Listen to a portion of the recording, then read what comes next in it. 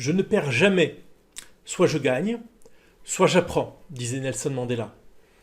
Pendant cette courte vidéo, je voulais vous partager ce qu'il y a à apprendre de l'affaire H2O.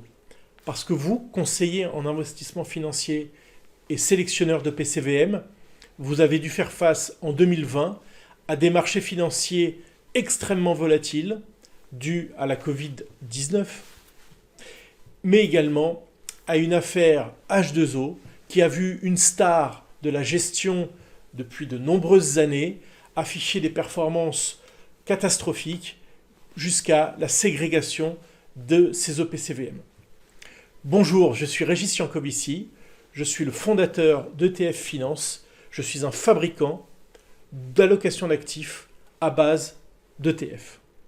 Alors selon moi, H2O est un révélateur de deux phénomènes. Le premier, c'est qu'il faut le reconnaître, les critères de sélection des OPCVM se sont appauvris. Depuis de nombreuses années, seule la performance historique compte dans la sélection. Et on le sait, c'est largement documenté, la performance historique ne préjuge en rien de la performance à venir. Les statistiques nous apprennent qu'il y avait seulement une chance sur 5 pour qu'un fonds premier quartile entre 2010 et 2014 reste dans le premier quartile entre 2015 et 2019. Et vous aviez 3 chances sur 4 pour que ce fonds passe dans la seconde moitié du classement ou soit tout simplement liquidé ou alors change de style, c'est-à-dire pas ce que vous vouliez acheter au départ. Alors, il y a assez peu de chances pour que ces statistiques changent drastiquement dans les années à venir. La performance historique est donc un piètre indicateur de la performance à venir, sans même parler de la difficulté qu'ont les gérants actifs à surperformer un indice, c'est un autre débat. Le second révélateur, selon nous, est à s'interroger comment un gérant de premier plan a pu arriver à la situation où plus de 30% de ses actifs se retrouvent sur des positions totalement illiquides, alors que la réglementation impose un maximum de 10%. Je ne veux pas rentrer dans le débat de la faute ou non, mais force est de constater que la structure OPCVM et les contrôles attenants n'ont pas été suffisamment performants.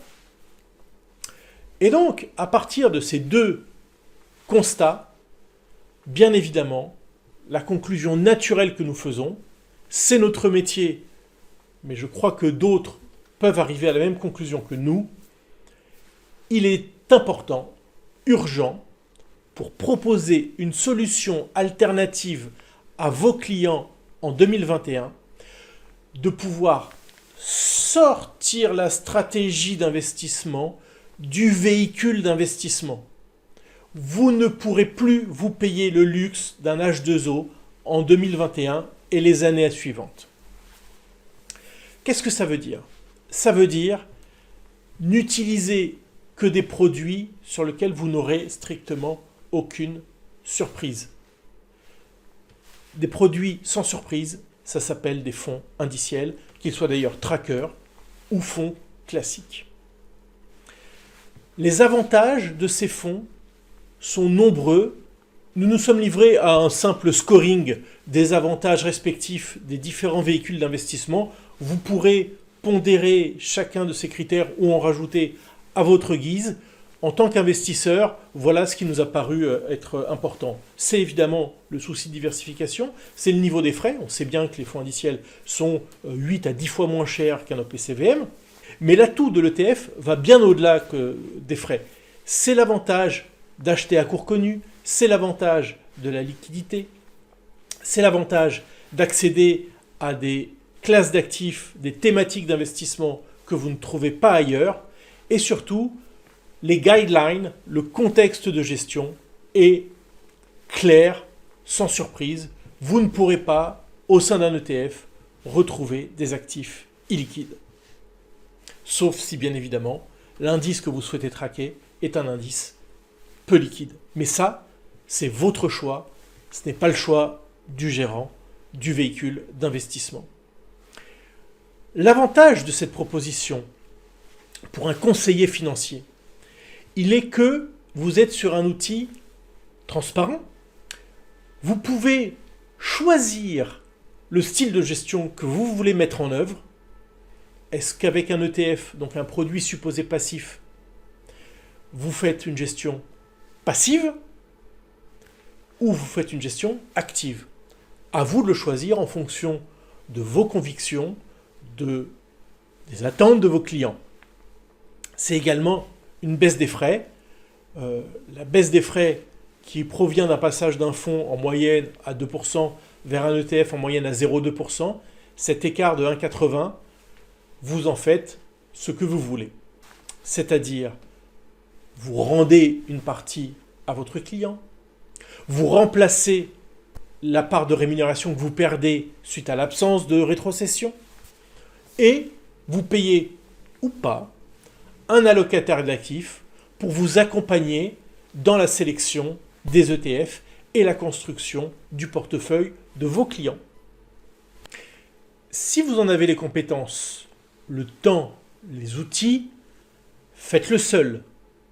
D'ailleurs, sans doute avez-vous vu passer des études qui montrent qu'un portefeuille composé ne serait-ce que de 2 ETF, MSCI World et un indice obligataire mondial, avec une pondération pour une gestion équilibre 50-50, aurait fait bien mieux que la quasi-totalité des fonds flexibles, diversifiés de la place.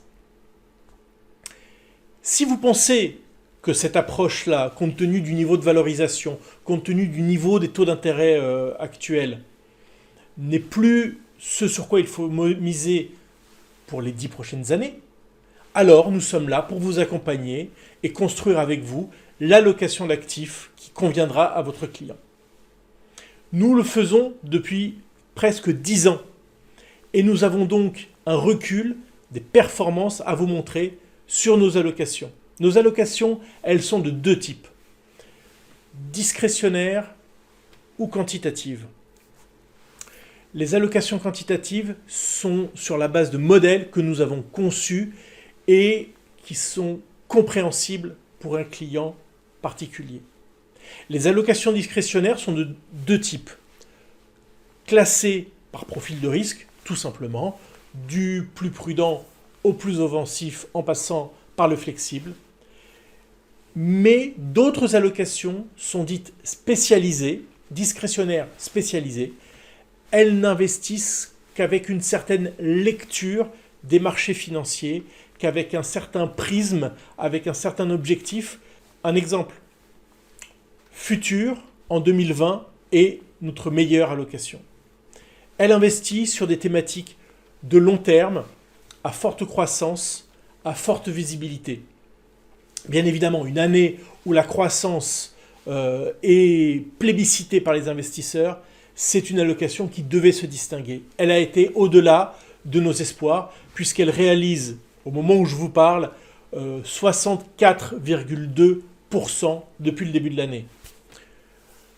D'autres allocations, comme Protect Air, air de récession, pour protéger vos clients d'un risque de récession, réalisent une performance de 6,9% avec une volatilité extrêmement faible.